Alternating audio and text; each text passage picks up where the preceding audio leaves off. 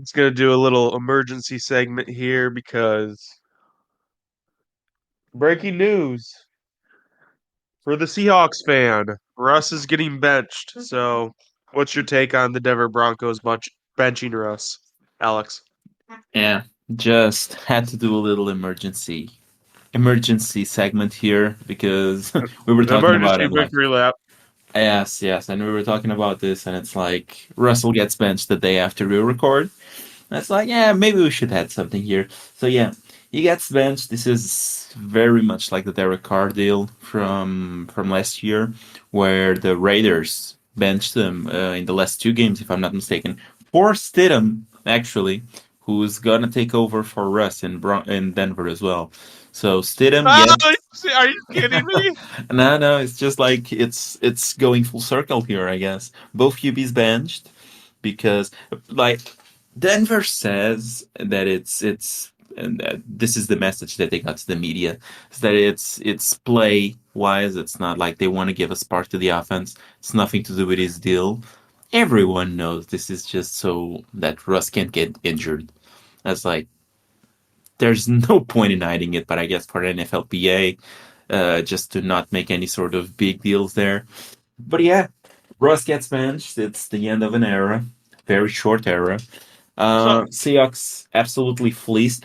Let me read you the deal. How the deal ended up being, like with the picks being made and all of that. So Denver got Russell Wilson, and they got I'm gonna blunder this name because it's Heyoma Wazirike, which was a 2022 fourth round pick. This is what the Broncos got. Then Seahawks got Drew Lock, Noah Fant, Shelby Harris, Charles Cross, the offensive tackle, Boya Mafe, the edge rusher, who's on his second season and just playing really well, Tyreek Smith, Devin Witherspoon, and Derek Hall. Absolute fleece. so as far as it's for performance-based reasons. So Russell Wilson actually, for the most part, is back to form as far as like what his career like averages are. His career average completion percentage is 64%. He had a 66 completion percentage this year. His let's see, that's not touchdowns per yards per attempt 7.7. It's at 6.9 right now. So it's literally point 0.7 off. His quarterback QBR is 100 or yeah, quarterback rate is 100. It's 98 this season. Like I would say, this is and this, Russ. This is for the most part. This is Russ. This is what you would expect from Russ based on the statistics, and you've gotten it. yeah. But what I would say is that if you watched the Denver Broncos play, you know that the stats don't tell the full story. You know That's that fair. for quite a while, I mean, the defense was atrocious, so they had to play catch up. And yeah, that's that bad at quite a bit of his stats so far. And it's just like he's not running the scheme. That's just the issue here. At his core, it's just that he keeps making some of the mistakes. One of the big things with him back in Seattle was that he would get sacked quite a bit. And it just shows again now in Denver. Apparently the problem isn't really the O line. It's just like he goes to Denver and it's the same story. Some, I'm not gonna say all of the sacks, but some of them really come on him just trying to play. And I've been saying this for quite a while, but most of them, or some of them, just come by him trying to play hero ball. He holds on to Sack the ball too percentage is long. down from last year. Yeah, from last year, but isn't it like around his career average? Yeah. Yeah. So it's just like, and one of the main issues was that he was sacked quite a lot back in Seattle, and it was attributed to the O line. And I stood my ground there for quite a bit while we were having discussions about this in other chats. It's like, it's not all on the offensive line. Russ brings some of this on himself. It's like, I've lost count the amount of times I saw him just standing in the pocket. The pocket is clean, and he just start taking swirls around in the pocket, like unnecessary swirls, and then he just runs into sacks. Just happened countless times in the Seahawks, and now in Denver, same thing is happening. I've read it. I've been paying attention to Broncos Reddit, as you well know, because I sent you a few posts from there, and I've been seeing the same things from fans in the Broncos Reddit. It's just like it's the same exact things. He just runs around in the pocket and runs into sacks. I mean, Is playing the Russ way, and that's not what Sean Payton wants.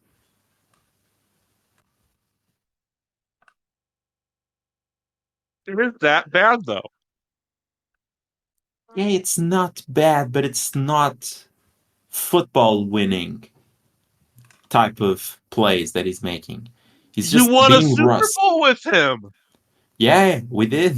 It was, but you said the right word. You said we won a Super Bowl with him. We didn't win a Super Bowl because of him. That's the main difference here. I And don't like, know, man. I appreciate how they did for Seattle, but at the end of the day, Super Bowl was won by the defense. That's the defense who carried us so far. Then the next year, the defense wasn't as good, was still one of the best in the league, if not the best, but it wasn't as elite as the year prior. And the last play of the game, ball was in Russ's hands, and it got picked, and we lost that Super Bowl. Now, I'm not saying that's on him. You can say it's the play call. You can say it was a great play, one of the best Super Bowl plays ever by Malcolm Butler. But I mean, that's the facts. And when he didn't have the defense, there were periods of time in which Seattle struggled quite a bit. At the end of the day, I'll put it like this: ownership, Sure. to me, always wanted Aaron Rodgers. That's why they got Hackett in the first place. They couldn't get Rodgers, they got Russell. Now, the ownership invested a lot in Russell Wilson. But after Russ came, they invested a lot as well on Sean Payton. And in my eyes, it seems like the new ownership just thinks that Sean Payton is more important than Russell Wilson. So Sean Payton wants him out. Sean Payton wins it. Is everything that they gave to get Russ, is that have has that already been used? Yeah, there's nothing else. Like the picks were all used. Okay, good. Nothing past Oh, 2023. okay, so I hate to say this, but they could kind of start with a new slate if they wanted to cut him. Is that correct? Sort of. It's one of those deals in which you're gonna struggle in 2024, like most likely. So I can find the numbers real quick, but it's like it's a play for 2025 because I'll open up the deal here because once I open up Sport Track, it's the first contract here that pops up. So him being cut next year means that they will take a 49 million dead cap hit, if I'm not mistaken. So his cap hit is 35 million, which means he gets cut. That's what they take. I mean, he can get traded. Maybe they wait for post June 1st, and then it's like they save no cap in 2024, and but they have penalties in 2025. So it's one of those deals in which you decide if you want to spread the hit around. It's like you have a better 2024, but then you struggle in 2025, or if you want a full clean slate in 2025. And I'm guessing they will go with the full clean slate in 2025, or they find a trade That's partner, crazy. which seems hard to me. Does it seem hard I think so. Like, though? You don't think a team like the Commanders would go for us? mm, I'm not so sure. Like, if I'm the Commanders, I'm not sure. And you will have a top three pick because I guess now that we're doing this emergency pod, now it has been confirmed that Sam Howell is going to be benched the last two games for Jacoby Yes, he Brissett. is. So we've talked about Sam Howell before. We both agreed that he should get another season at least as a starter. apparently that's not Not gonna what happen. Washington, yeah, that's not what Washington thinks. Now, a new What coach can happened? change that. I I haven't looked at his statistics, but before the benching, his statistics look fine. What happened? Okay, so with Howell, the issue was that he got sacked a lot. And it's like some of Russ's sack, it's like he brings it upon himself. It's not just that the O line is bad. Plus, turnovers, he had plenty of those. But he was making up for that with good throws, with good stats, with putting up yardages, getting touchdowns. He was putting that up. But then the rough stretch came of the schedule. Then it's like versus the Jets, really bad game. Like he couldn't do anything. Throws two picks, if I'm not mistaken, gets sacked a bunch. Just really bad game. The game prior, same thing happened. He couldn't make anything work. The offense wasn't moving, so he gets benched for Brissett after the half on both games. And yeah, I mean, it's what we've talked about prior. It's like those late draft picks, those day three guys, they don't have that big of a leash. And it's like you can play well for stretches, but when the other shoe falls, teams know that they have very little invested in you, and it's like you have to be perfect as a, I don't know, a fourth, fifth, sixth, seventh round pick. You need to be perfect. Otherwise, until you establish yourself, and even then, until you get the big deal, you're expendable. And it's like you need to be great. You need to be unexpendable. Yes, and I mean that's not what happened. I mean, say what you will, and I think it's a bit unfair for him to when this argument is used. But when Brissett came on, the offense moved the ball. Now, I think it's because he was facing plenty of prevent defense and he was just facing softer coverages versus Howell, who was playing from the start, facing rougher defenses. Now, we can say all that, but at the end of the day, coaches look at results. And the result was Brissett came in both games and he moved the ball, he made the offense work, and he got them back into games. Now, he didn't win any of them, but he got them back into the game, which Sam Howell didn't. So Sam Howell got benched. Very short leash.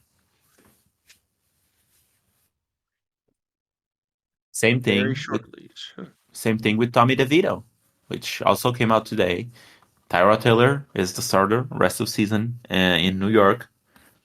So yeah, I mean there was a few games in which it was like Tommy Cutlets, Tommy DeVito was running wild in New York. A bad half. I mean, it didn't. It was never good. Like you can look at Howell and his stats back that he was playing at least well enough to keep the job. Like the Vito was playing and keeping the job out of necessity from the Giants, but he was having the job and a bad half of football, and he's gone.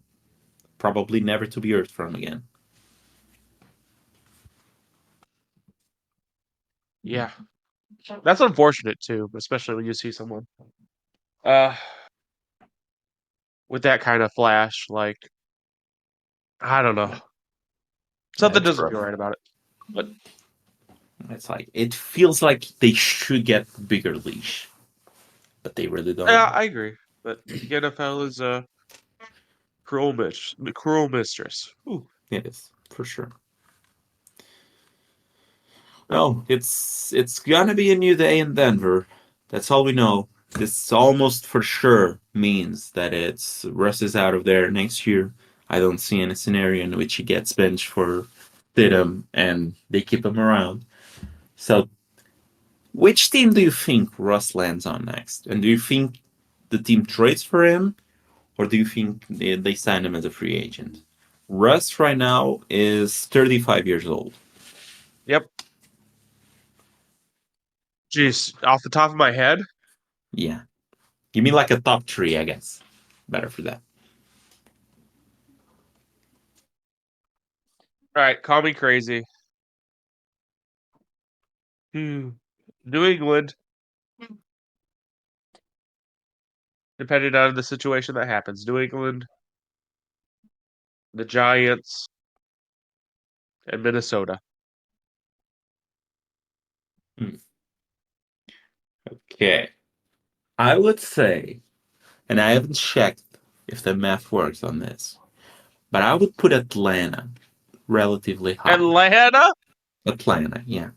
Because I don't think they will have the pick high enough to draft a QB, a good QB that they trust on. So They I better think they get won't go ready to the start handing it off to Tyler Algier and throwing it to yeah, John Smith. exactly, man. And yeah, I think Atlanta is one destination. I think one really crazy one because the team has tons of cap, and I guess it would plug a spark, and it would probably be the best QB to ever play for the franchise. And this is a real out there landing spot. But Chicago. Chicago, yeah. Draft Marvin Harrison Jr., have DJ Moore, add on Russell Wilson, Cole Kmet. Oh Lord. I mean, I'm just spitballing here. And Well, finally, um, trying to look through the teams, seeing if there's any fit that really seems logical. I guess it would be Minnesota, but I think Minnesota would be better off with Kirk Cousins, just resigning Kirk.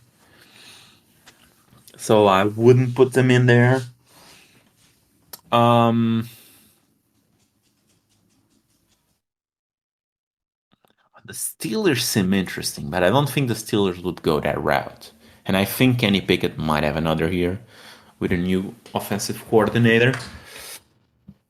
Uh,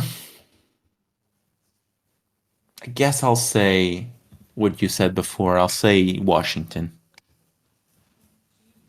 feel safe. Washington. Yeah, just because of the new ownership thing. It's like making a splash, getting the franchise QB. I don't think it works in Washington though. I think it goes terribly.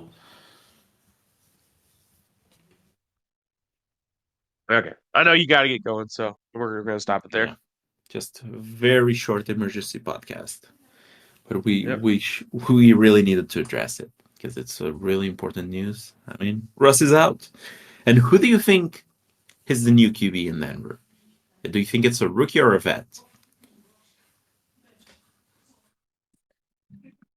For Sean Payton, it's a vet. Okay. Yeah, I think it's a vet as well. I don't think they have a pick high enough to go with the route Ready of the for a hot rookie. take? Go for it. It's Derek Carr. Yeah. I barf a bit. There's no way I can see Derek Carr, man. I I I just don't buy it.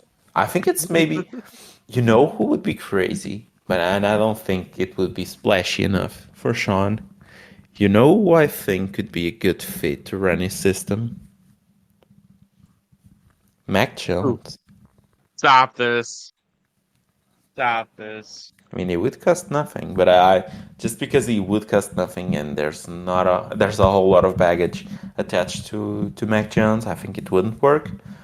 I think it's more likely that they go with the splash play of Justin Fields, which I think would go terribly as well. It would go even worse than Russ. But Mac Jones, I think, would be able to run the system. Maybe this is just hopeful me talking. That's hope. Okay. You you now. Okay, but we do agree it's probably a vet. I don't see a rookie coming in. Yeah, I agree. All right. Unless they draft one, I don't know. They're not bad enough to draft. I don't know. It's just a bad situation. Oh, someone accepted the trade. Okay. I see you. I see you. Something like that. We'll talk about it in the next episode. Okay. All right. Talk to you guys next week. Peace.